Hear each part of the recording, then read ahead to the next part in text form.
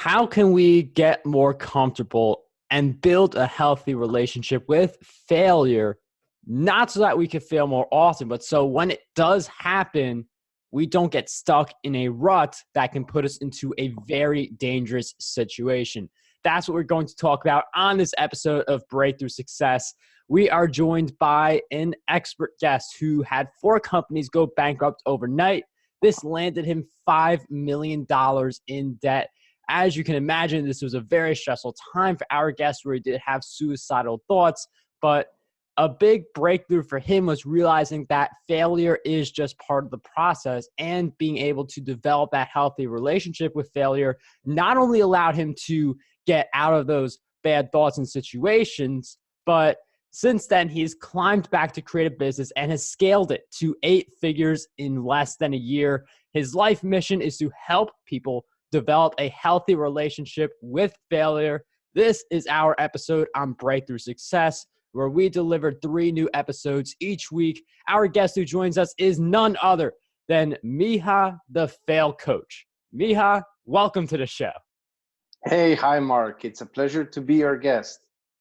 Miha, it's a pleasure to have you on Breakthrough Success. And thank you guys for tuning in to this episode. Whether you're working out right now or driving in a car, I do appreciate you guys choosing Breakthrough Success. And failure is such an interesting topic in entrepreneurship because everyone knows you fail your way to success. You do have to have those failures to reach what it is that you want to achieve. But at the same time, people don't want to become, they don't want to fail at all.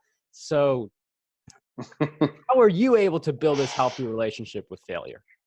I mean, I see a new trend online lately where a lot of, let's call them gurus, try to picture it as, they never failed at anything, everything just went perfectly.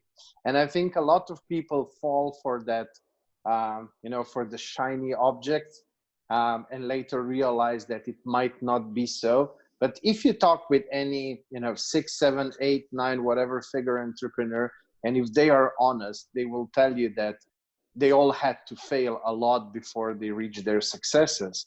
And in the beginning, you said maybe not to fail a lot. Well, the thing is, we entrepreneurs, we have one thing in common.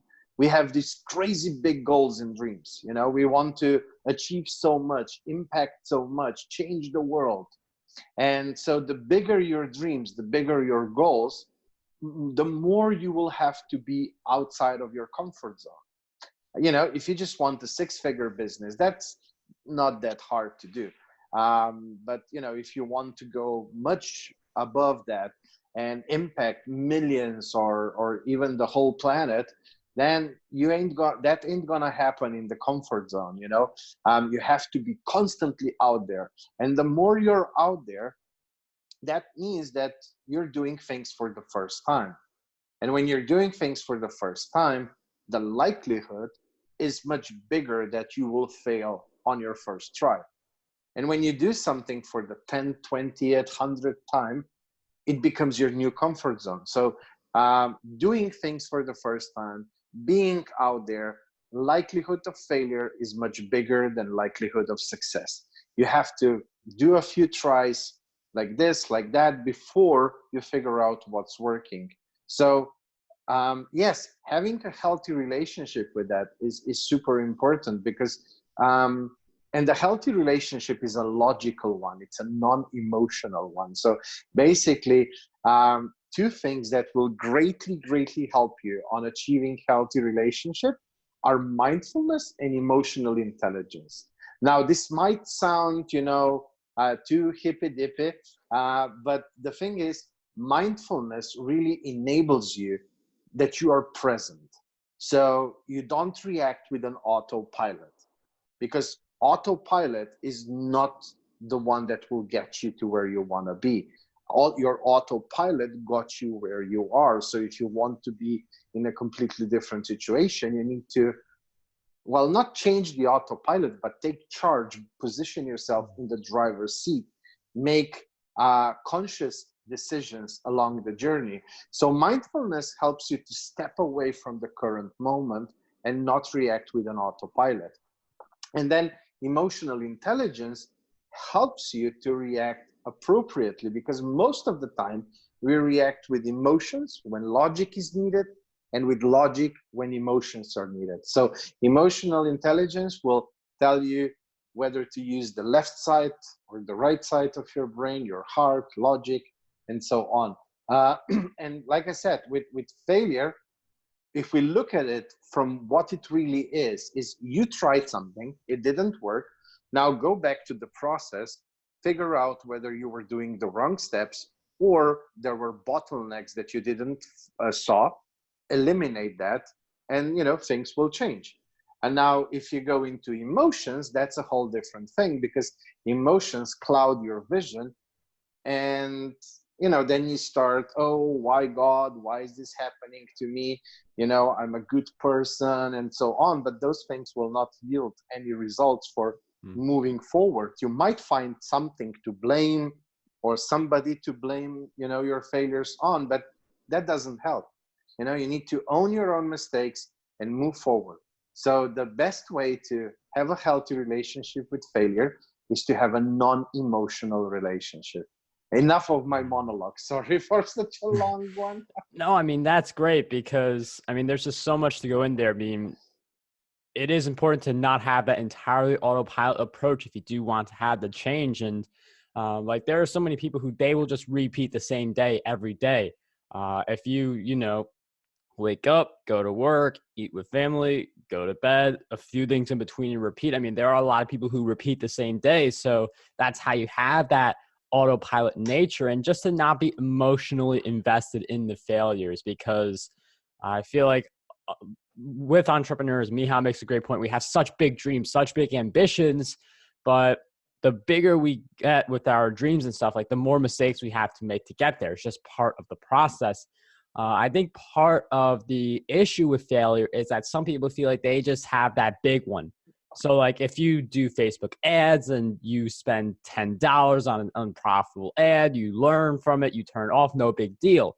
But I want to explore your case, because you went to $5 million in debt. And I know that was a hard time for you when it actually happened. So I'm wondering if you could share with us, how can we get through something really big like that, staying mentally strong and being able to flip the script? Yeah, sure. I mean, the thing is, now that I'm looking back, life was constantly trying to give me small lessons in the beginning. And then those lessons became bigger and bigger and bigger. It was just me being overly confident, too cocky, thinking that nothing can happen to me, that I'm the best entrepreneur there ever was. And it really comes down to not having solid foundations in my businesses at that time. I had no processes, KPIs, benchmarking, and all of that, the boring stuff. For most of us entrepreneurs, we are the creatives, we want to create, we want to be out there, network, talk, so on, inspire. But we hate the boring stuff.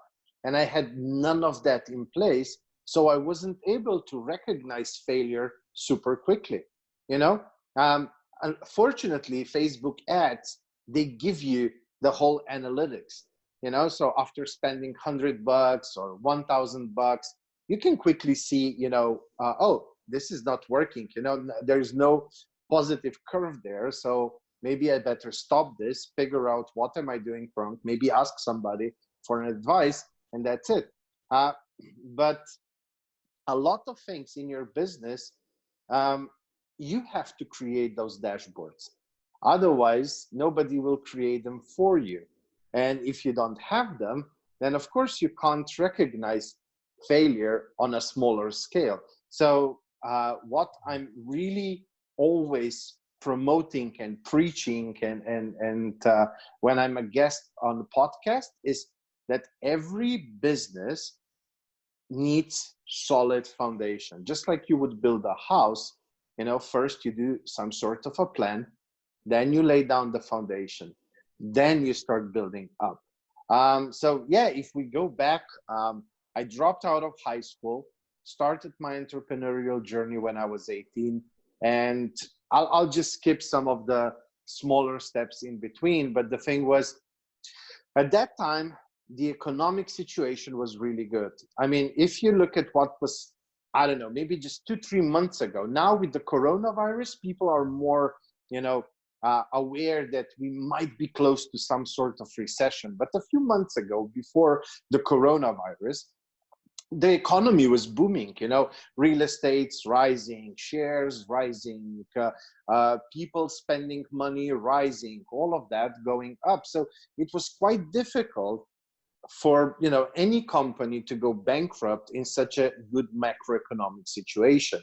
Now, unfortunately, back then, I didn't saw that it's the whole situation that's good.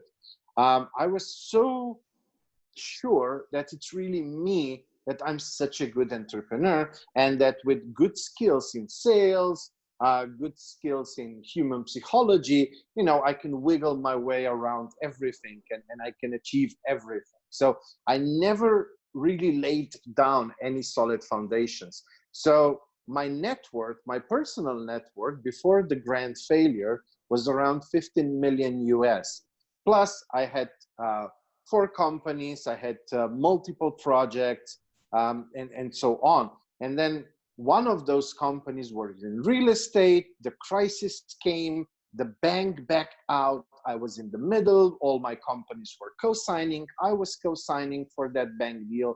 And so literally in one single day, all of that was gone, and I ended up being $5 million in personal debt without any option to do personal bankruptcy. Now, in Europe, it's a little bit different when it comes to personal bankruptcy. I'm from Europe. So because of, being the business owner of failed businesses, not being able to pay paychecks, because everything happened overnight, they don't give you the option to perform personal bankruptcy. So I ended up owing the money to not the bank took everything, but basically to suppliers, to employees, to taxes, to everything. It felt like I owe money to half of the country.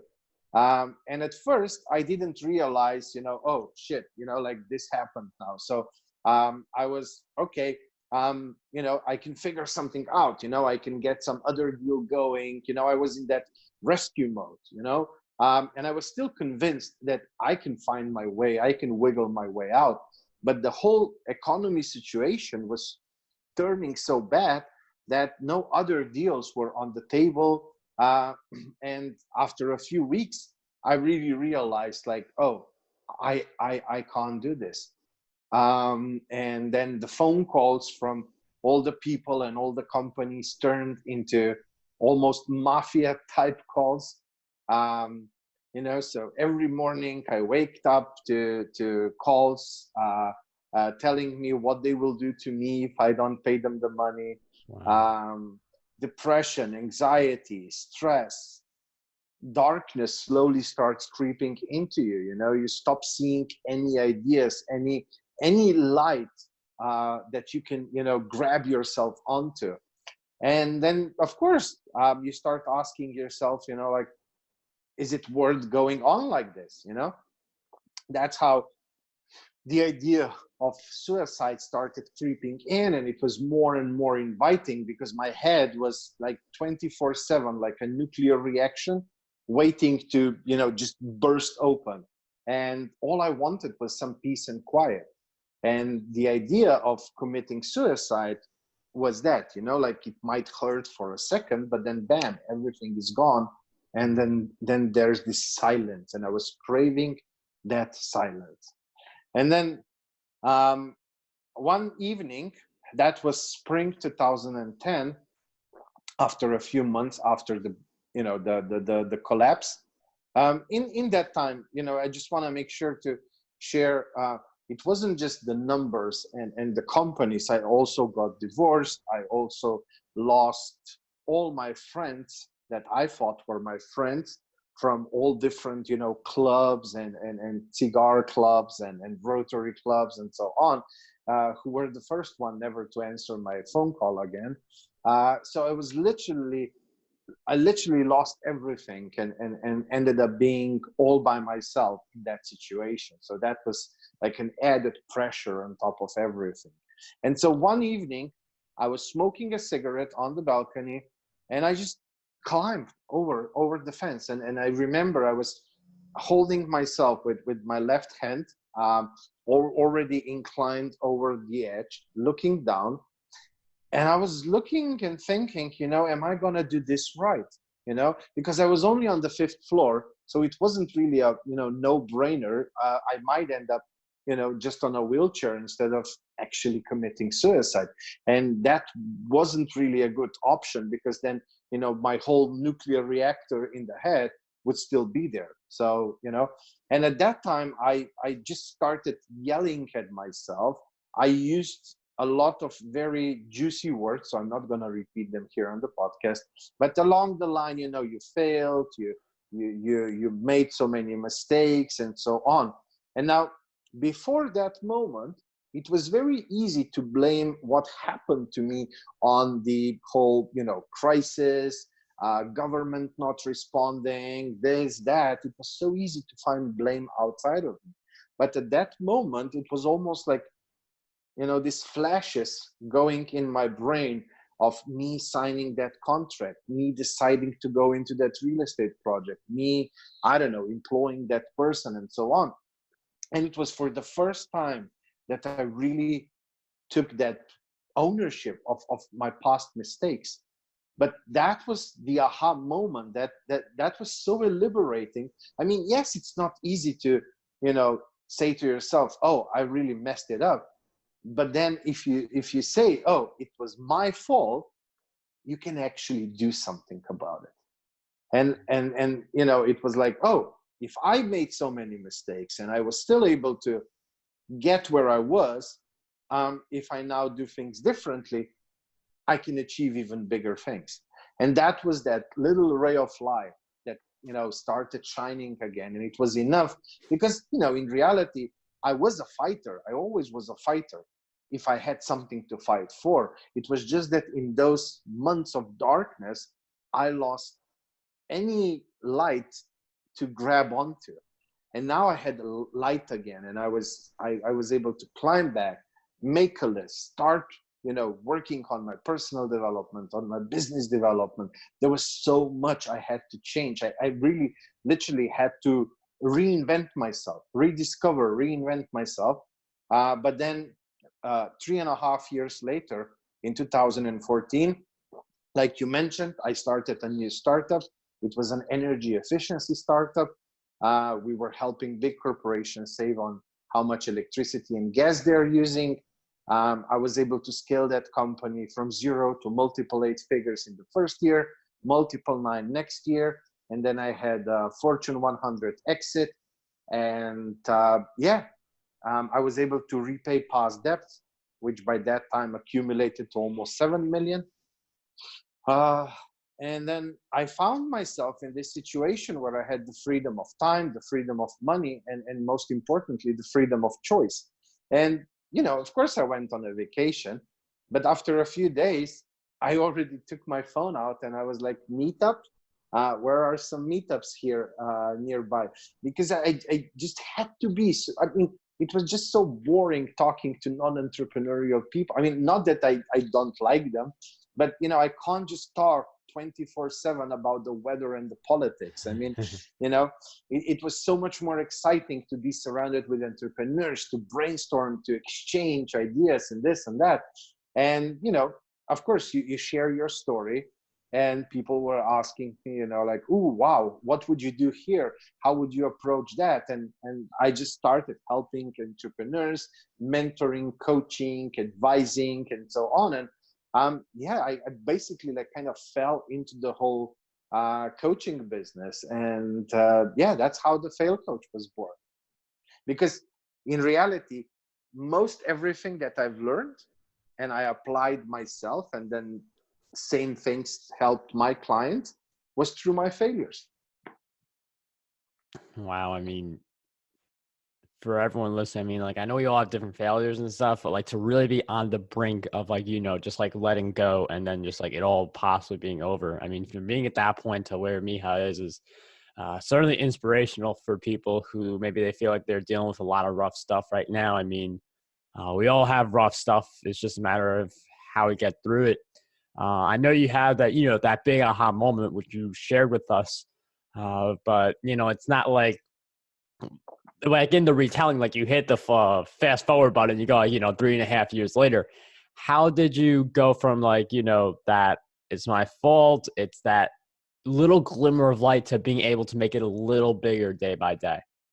Oh, I mean, it was a fight every single day. Like that wasn't then, like, oh, now I have an aha moment and now everything is just a smooth ride going forward. No, of course not. I mean, you go into your old mindset, you go into your old ways of thinking. Like every single day was a fight between, the old Miha and things happening in my life, and the new Miha that I want to create or recreate. And of course there was so much of the inner demons that I was dealing with, and all of that. So it wasn't a smooth ride, it was very bumpy road, but little by little, you become stronger and the demons become weaker, and you're winning more fights and more fights and more fights. And yeah, but I mean, it really, like, that doesn't mean that 3.5 years later the growth and the work ended. I mean, I'm still on that journey of personal and business development. I do a lot every day to work on that, and I mean, I still have certain old patterns that I have to fight every single day. But like I said, the more you fight them, the stronger you become, and the weaker they become, and so you're winning more and more fights. But if I've realized anything is that um, you know um, I wasn't humble.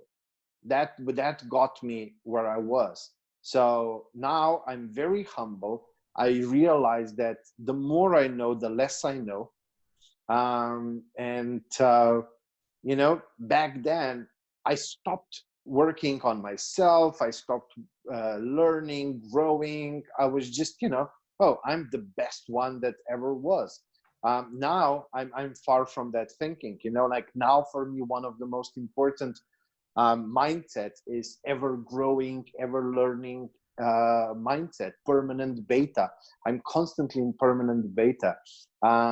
So it's really the attitude or the way I view things that have changed, and how I do things, and just being grateful for what I already have instead of always going for what I don't have, and being humble, failing fast because of not having emotions associated with failures.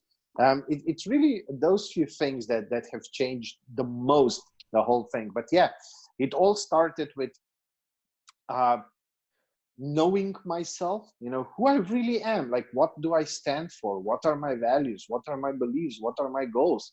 And that was a long journey. It took me probably 6 months just to figure out who I really am, because of all the influence from the outside world, from the social media and marketing and television, and your surrounding, your community of people around you, your loved ones. I was very influenced by all of that, in thinking that I know who I am and what I stand for, and what my values are and goals and beliefs. But then I realized that none of that is true. And it wasn't like, oh, bam, next day I know who I am. No, everything was a journey. Even the little things, everything was a journey, because there was, so much of the old autopilots, of the old beliefs, of the old habits that were constantly chasing me through this journey. And that's really insightful, because it's not like Miha flips the switch immediately. It's, he's got the old and the new. You've got that wolf analogy. You've got like a wolf that's gonna, you know, empower you and a wolf that's going to like kill you off. And the one that wins is the one you feed the most. So you have that analogy, and that is an internal battle that we all have. And it's a matter of, just taking control, letting things like not blaming others, just pointing the finger at you. Because when you point the finger at yourself, you have to reflect. You have to think about how to avoid the mistake. While in Miha's case, like, if you want to say like government, or if you want to say recession or things like that, I mean, again, like a lot of people would really peg it on, bad timing. But when you do point the finger at yourself, even when it looks like you shouldn't, that's when you develop at the high level, to the point where Miha was able to, just have his, incredible rise, but with a humble rise after the fall. So, I mean, your story is like super inspirational. I feel like people who are listening are going to want to learn a lot more about you. So where can we go to follow you? Thank you for your kind words. Well, the easiest thing, because not everybody likes the same social media platforms. The easiest thing is you just go to Google and you type in Fail.coach. I'm still the only one in the world that calls himself Fail.coach. So then they'll find my Facebook links, LinkedIn, Instagram, I don't know, YouTube, and so on, and they can just really then follow wherever they want. I try to produce a lot of valuable content on all different platforms, try to give as much as I can back to the entrepreneurial community. They can go to my website, Fail.coach. That's it, just Fail.coach, no .com, .net, .something, just Fail.coach. Or if they want, I do this leverage of trust technique teaching for free on Facebook in a group called The Leverage of Trust. So facebook.com/groups/, The Leverage of Trust. And they can get there. It's a very interesting technique, how you can get some oxygen money, how you can create some good relationships, and so on, which is the base. When you look at it, what are we doing when we are entrepreneurs vis-a-vis our clients? We're building trust. Now, depending on what you're selling, less or more trust needs to be created. I mean, if you sell an app on App Store for $1, I don't need much trust to buy it, but the bigger the decision, the more trust I need. So that's a really, really simple, really nice technique, how you can build trust, how you can nurture trust, and how you can leverage that trust to either speed up your business development process, or in times of some needs, even get some oxygen money a bit faster. All those links mentioned will be in the show notes. We'll also throw a link to my strategy session link for anyone who wants to accelerate their business with podcasting, self-publishing, or YouTube. But Miha, this was such a terrific interview, and it's going to resonate with a lot of people. So I do appreciate you coming on. Thank you. It was my pleasure. And yeah, I always just hope that, your audience got some value that can help them on their journey.